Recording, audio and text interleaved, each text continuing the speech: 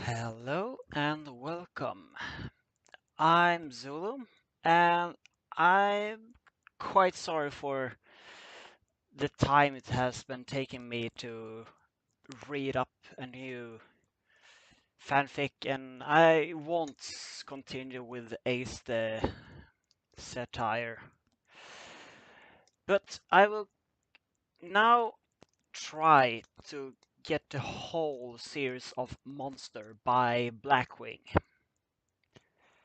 So I will dive down into it and hope for the best. So, this is going to be 3 chapters in one because the first 2 chapters are rather short. And yeah, so here I go. No good deeds goes unpunished. Hi, name's Davis. A lived introduction at that. Not much real to say about my childhood, other than I'm somewhat different from what you might consider a normal 20-year-old. As long as I could remember, I have special power that no one else has. I can see life force, even every living thing, from the humans all the way down to the bacteria has a spark within them, the spark of life. It can't be seen, except by me. I can't tell if a person is tired or not, the state of health, and even the lifespan just by looking at them. I end up weirding everyone out when I talked about it, and because of that, ended up with a very few friends. Okay, no friends. So I decided to keep it a secret, to at least try to have a social life.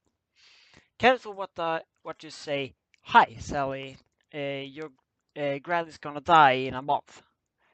Over time, I learned to manipulate this flame of life in various ways.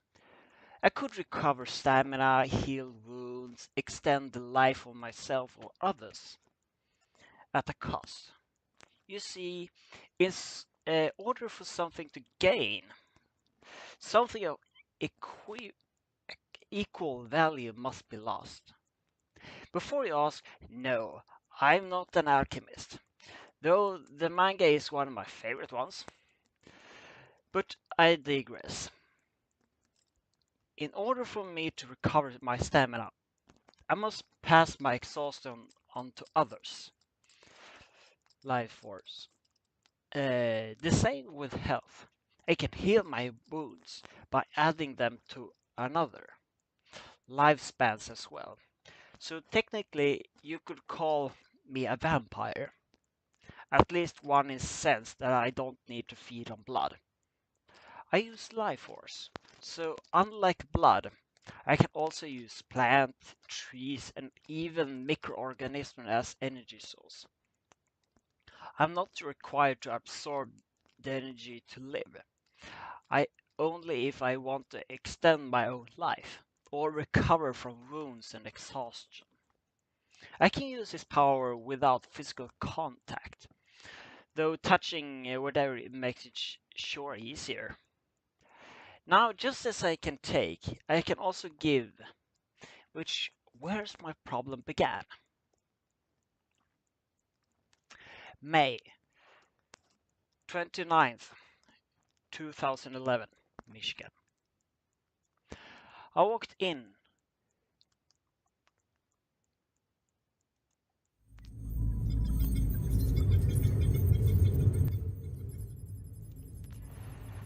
Walked into the hospital room of my employer, Richard Tripp, owner of Tripp Industries, a medical electronical manufacturer. You know, those real expensive machines that they hook up to you to run tests like X-rays and MRI and all that. Now, I wasn't on the research team. I was just a simple maintenance guy. But I have been working there for 2 years. Richie, as I like to call him, would often talk to me about his life, think that he simply couldn't talk to the rest of his employers about. Mostly because they were a bunch of sniveling suck-ups that would say anything to please him. He talked to me because I had quite a common sense. Wouldn't put up with any of his bullshit if he tried it. Richie has a genetic disorder. Part of the reason why he became such a genius when he came to medicines. Tried to find a cure for himself. And was near the end of his life. I entered the room after he called me to him and asked, "Do you want to see me, Richard?" To which responded in a grave tone, "Davis, I have some bad news. I've gotten worse. The doctor says I only have short times left. 2 weeks at the most." I could see he wasn't lying. By reading his life force, I could tell that he would be dead within the next 10 days. Being the only one that he could trust, he gave me access to some of his funds and the list. All the people in this world who I have wronged. I don't have enough time to make it amounts at so. After I'm gone, could you do it for me? I know it won't mean as much as coming from you, but I still want to right my wrongs.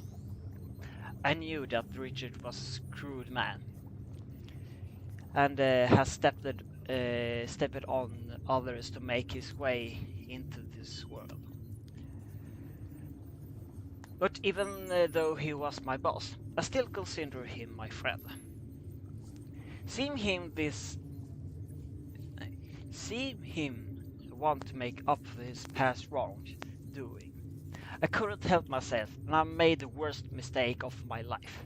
I told him that I could give him some more time, so he could make amends for himself, and transferred 1 year of my lifespan to him. I could just tell by the look on his face that he was better, and all the medical staff was shocked when he jumped out of his deathbed and gave me a hug. Behind that hug, however, was a wicked smile. I would have known better. A man who had stepped on others to make his way into the world. A man who cared only about money, and who was a genius in the medical field, just witnessed the most astounding discovery in the history of mankind.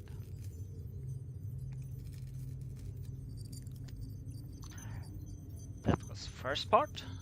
Here comes the next part.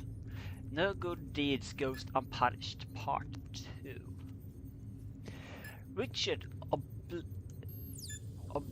obvious wanted an explanation for what I have just done. So I invited him to my house for a dinner after he released it from the hospital.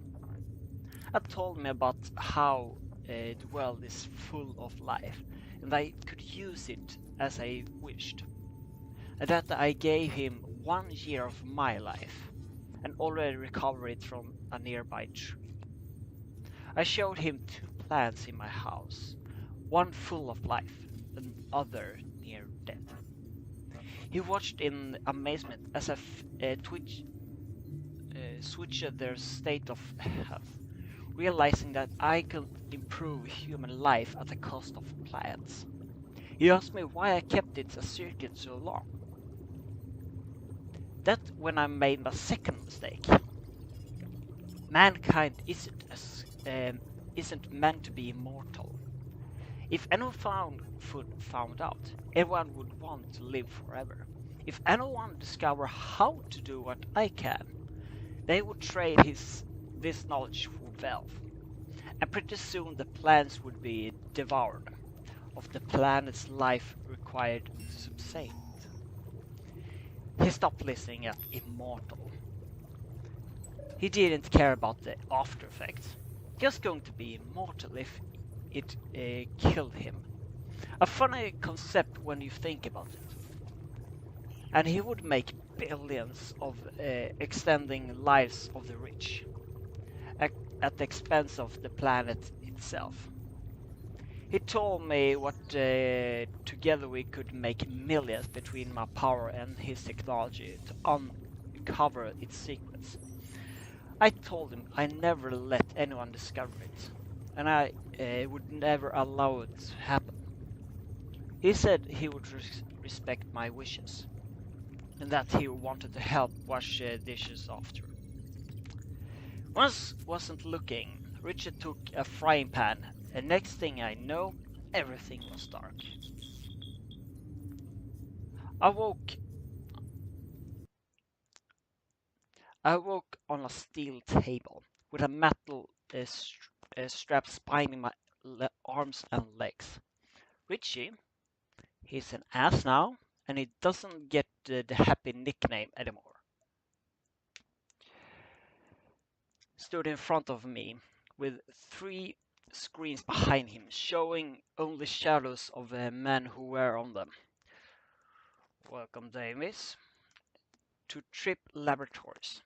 I believe you are already familiar with it, Richard said, with a hint of spite in his voice. Since you don't want to give up your secrets willingly, I guess we just have to cut you open and find out how you tick. First, however, I need to prove this gentleman that what I'm saying is true. He jabbed me in the shoulder with a scalpel, twisting it around before pulling it out. My screams of pain seemed to be like music to his ears. Now, heal yourself. This is illegal. You assaulted me, kidnapped me, and now you're running experiments on me? Soon the police will get here and you'll go into jail. He jabbed me again. Idiot. Who do you think owns the police? Who do you think controls the government? We do. We have the money, and the world runs on money. People can be bought out. Official can be bribed. Myself and the other 3 on those screens can do whatever we want. He laughed manically now. He had already gone off the deep end for his greed prospect everlasting life. So, I am your friend for the past 2 years. I gave you an extra life, and this is how you repay me. What happens to a man? He stabbed me in the chest, missing anything vital, but making it hurt like hell.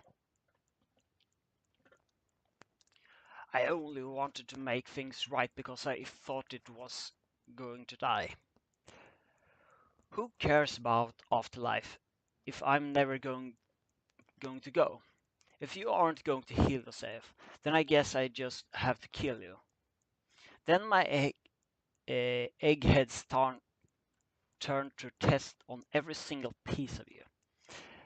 That idiot. As soon as I said immortality, he has forgotten completely about its trade-off. How something has to be lost in order to gain. I was indoors, so there weren't any plants, and the dumbass looked at me in a sealed laboratory without bacteria. Richard's accessories were in the countries most likely. Only here thought the screens. It was just me and him. He stabbed me in the neck, severing my jugular. Fine. I take part of his little demonstration. He's going to kill me for the sake of greed. I might well give him what he deserves. Richard wretched in pain, doubled over and lying on the ground. The men on the screen suddenly seemed interested and noticed that the test subject no longer bleeding. In fact, his wounds were closing up completely. Richard, on the other hand, was bleeding profoundly, clutching his wounds. How could you do this? I thought we were friends, he asked, and I replied, friends don't kill each other. And I just give you the wounds you gave me. Basically, you just kill yourself. Enjoy the afterlife. Although, after what you did, I doubt you will, Richard. I practically spat the last word out on him. I never called him by his full name, always using his nickname. Hear me say that he acted like I stabbed him, finally succumbed to his wounds. Luck for me, I was in a sealed room, which was always disinfected before or after using. There was no need for stainless steel. I spat on my shackles, and the force of the life energy into the bacteria, causing to multiply at an insane speed, eating right through the steel. Should have gone with stainless. Richard always was a cheap steak. I said to no one in particular. I did the same with my legs bindings. Good. Now, with Richard gone, we can take this power for ourselves, and we have no need share to profit. Let the bidding begin. Davis, I offer 30 million in return for the sole right of this power, said the oriental sounding voice coming from the right monitor. 60 million, said the one in the left with a British. Wait, where are you going? I flipped them off and walked to the door. The screen in the middle, which I now realized was a woman, said, we'll be hunting you. And we blame you for the death of Mr. Tripp. And our resources can be chase you no matter where you go. The power of immortality and heal yourself by wounding your enemies would make a perfect soldier, as well as giving the privilege as ourselves everlasting life. No matter what, we will have you. I ignore them as I walked out. That was part 2. I'm just having a small sip of something to drink to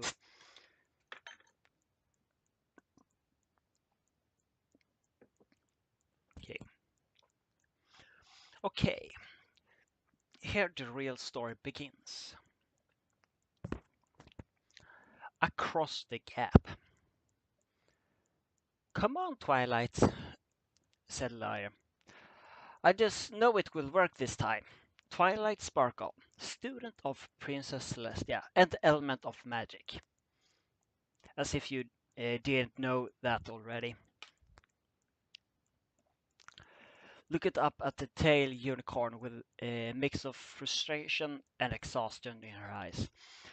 Lyra, there is no solid evidence that points to existence these humans. There are no creatable records that even the princess have no knowledge of them. They're just myth, she said. Ryla responded, look at all the things we have brought with us. Doorknobs, sewing machines, books, and quiz. They're all meant to use with hands, like spikes. Except that dragons never had a need for such things. Technology we used have been adapted from to work with magic, but there is no original function. These things were not made by us. Just more time, okay? Fine. Twilight said, dropping a copy of transmutational theory. Transdimensional theory on the floor. At least I'm getting practice with my magic. Building up such a magical endurance will greatly help me with my study. Although I still think you are missing your time with this old ponytails. Lyra responded with a sigh. Just like might and our moons, the elements of harmony are all ponytails, right? It was Twilight's turn to sigh. Well, let's say for the moment that you are right and humans are real. Judging from the legends, the last thing that we want to do is to bring one to Equestria. Lyra turned back. While if we succeed, we have Equestria's most powerful unicorn to control it. Just think of what we could learn from it. That assumes we could proceed, of course. Lyra was obliviously rubbing Twilight's ego, to which he could simply shush her, and said that she was trying to concentrate.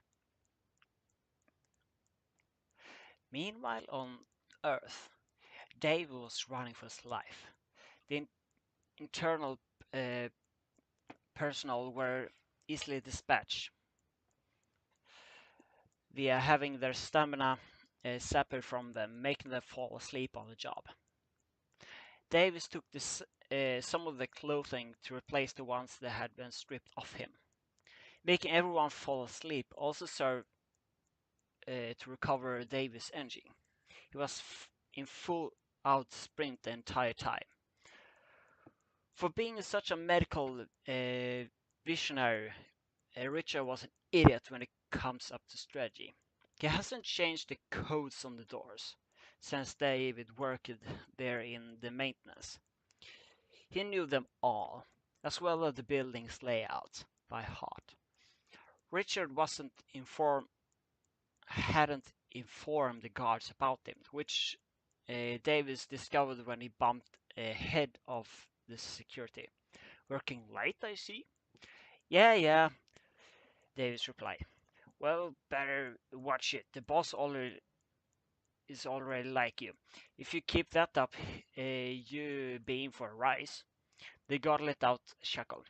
You seem to be in a hurry, so I better be out of your way. I don't want to keep the future employee of the month going from doing his work. Davis heard his way, realizing that while he may be on the radar for now, eventually the guards would be alerted on the fate of their boss, and would be out for blood.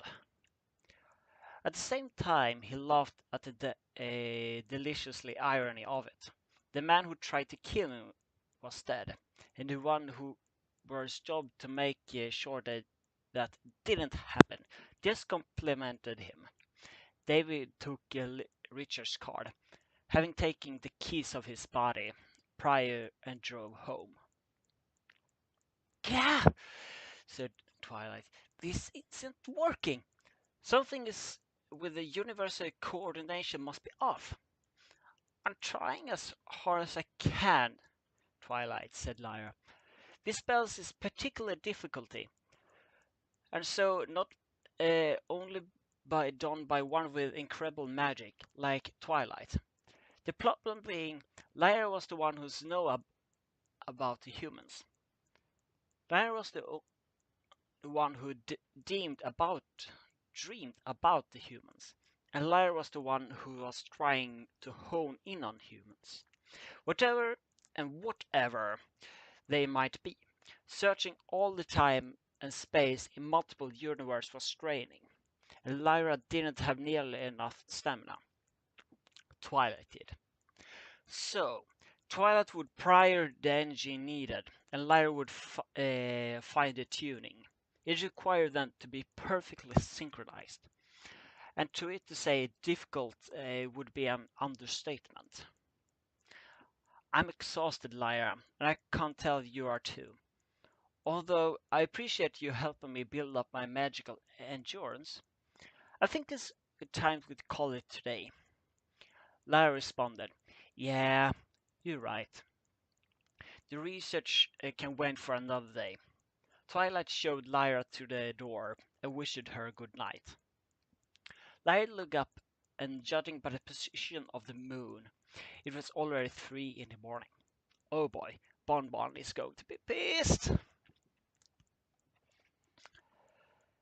Davis. Davis ditched his former boss's car ways from his house and went inside to get some things. He didn't have much and lived alone. And where he was going, he didn't need any of the comforts of society. He was a wanted man now, or at least last, pleased. Would be soon. Figuring out the only place he could hide from the law were no people out in the wilderness. Davis took some survival gears from his garage: 2 hunting knives, a fishing net, several sets of warm clothing, some heavy boots, and a thick black trench coat with a hood. Thinking he could dress warm, and the coat would hide who he was, would be great for sneaking past the patrols he would eventually encounter. The hunting knives were for the ones he got to Canada. He could kill a wild deer or turkey, once they were asleep, of course. The same for fish, which is why he only needed a net, not a fishing pole. He could just catch them when they are floating to the surface. First, he had to get across the border. Luck was with him, because he lived not too far away from it. He didn't take his car because he didn't want to be tracked. For the same reason he threw out his cell phone, other had, and any other electronics he had. He saved his iPod Nano, having everything he needed, and throwing out everything he didn't. Davis headed north, his destination being across the border and into the untamed wilderness beyond. Lyra. After Lyra got shooed out by Bonbon for being so late, the 2 roommates finally went to bed. Apparently, her excuse of learning magic with Twilight was good enough to get her out of trouble, which Bonbon replied. Well, at least it wasn't more about those human nonsense. I'm glad to see you are trying to better yourself, but try not to take it so late into the night. The rest of us have jobs in the morning. Lyra lay down on her bed. After a few moments, was out cold. She dreamed about humans again, but this time it was different. The dreams were not peaceful. The human she saw was afraid, running from something. What was, she didn't know. Davis. Davis crossed the borders without incident. After being recognized by the border guards as the murderer of Richard Tripp, he simply caused the guards to pass out and went by. Just great, he thought. Well, at least I know I'm being chased. He just hoped that the guard they would dismiss it as just a dream. For 2 weeks, Davis traveled before finally a small military task force, 5 special force units caught up to him. For the same 2 weeks, Lyra and Twilight worked together, trying to perfect the spell. Lyra was getting a little frustrated at the lack of progress they were having, but Twilight currently not having any other projects working on. Just pleased as she could practice magic. Luckily, by the time Lyra went to bed, the incident with Davis had a special force had appeared already happened, because she would not have liked what she saw. Hold it right there. You are under arrest for the murder of Richard Tripp. Davis rolled his eyes. Since was the military specs police officers. especially since they weren't wearing badges along any nation. Cut the crap, Commander Joe. We both know well what's really going on here. The squad leader seems stunned, but decided to negotiate. Very well then. We are private military force under command of the variant military cooperation. So, you're mercs. Davis replied sarcastically. Alright, let's make this easier. We get paid to bring you to HQ, dead or alive.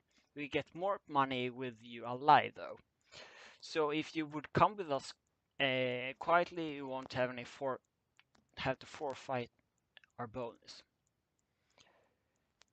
Just great. More humans who don't care about the other than money. You know, assaulting someone, kidnapping them, and running experiments on them is a serious violation of human rights. Davis back at the political captors, potential captors. The Mercs leader gave a little chuckle. We know what you can do. You can't be considered human anymore. Draining the life force of other sounds more like a vampire to me. Face it, you're not human. You're a monster. This realization struck Davis right in the bone. Humans don't know only hatred and greed. When they commit uh, when they commit an act of kindness, they only do so to be rewarded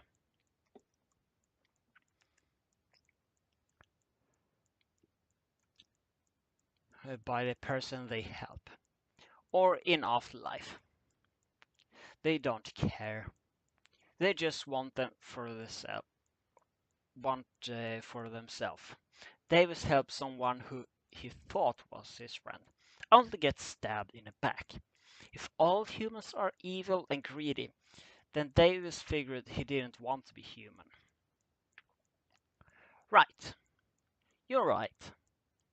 I'm not human. All human knows is greed. They take what they want, and if they resist, they can call them monsters so they justify killing them and taking it anyway. I just want to make I guess that makes me a monster. Since you know what I can do, we both know how this gonna end. Come and get me, son of a bitch. The mercenary sighed. Well, there goes my bonus. Kill him. The eggheads can find what they need from picking him apart later. Before anyone fired a shot, 2 of 5, one being the leader, already dropped unconsciousness. The other 3 emptied their rifles. The bullets ripped through Davis' bodies. But there were no wounds. The 3 reloaded the gun only to drop dead from their own attack. Davis considered taking one of their guns, but it would only attract too much attention as he traveled. And since he could just do what he did, anyone else he had encountered figured he didn't need extra weight. Somewhat distracted, he now had the death of 4 people to think about. Davis let out a little chuckle. I guess I really am a monster now.